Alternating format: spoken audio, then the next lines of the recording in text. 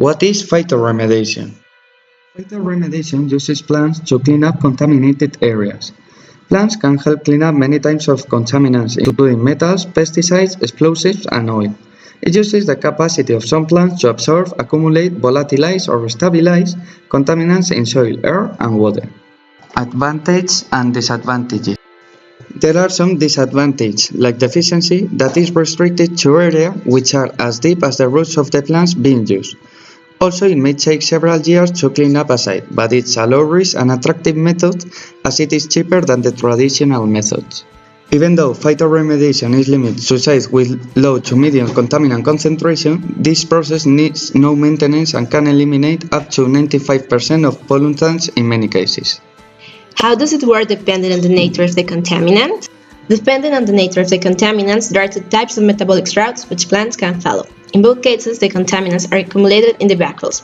When the contaminant has an organic nature, it's sensitized into an hydrophilic endogenous molecule like glucose amino acid or glutathione. If the contaminant is inorganic, the heavy metals are transported towards the inside of the cell, and then the metallic species are captured or joined to specific ligands inside the plant. Types of phytoremediation. Phytostabilization. Plants can absorb chemicals and keep them from reaching groundwater and nearby surface water. It can immobilize contaminants in the soil by absorbing or accumulating them in the roots, or even precipitate them in rhizosphere. It is effective in soils with a high content of organic matter. Rhizofiltration. Roots of plants with dangling roots can absorb pollutants such as radioactive strontium-90 and cesium-137, and various organic chemicals. It's used to eliminate pollutants from water through the roots. In this case, the plants should be cultivated hydroponically. Phytoextraction. Roots of plants can absorb toxic metals such as lead, arsenic, and others and store them in their leaves.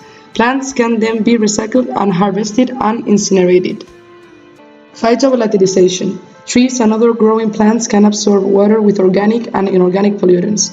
Some of those can reach the leaves and evaporate or volatilize in the atmosphere. It has been used to eliminate VOCs. Phytodegradation. Plants can absorb toxic organic chemicals and break them down into less harmful or inoffensive particles. Some plants can even mineralize them till CO2 and water. Some of the species used in phytoremediation are willows, sunflowers, and the other ones can be observed in the following pictures. A good example of the use of phytoremediation is the many researches done in Chernobyl using sunflowers to remove the radioactive activity in the environment.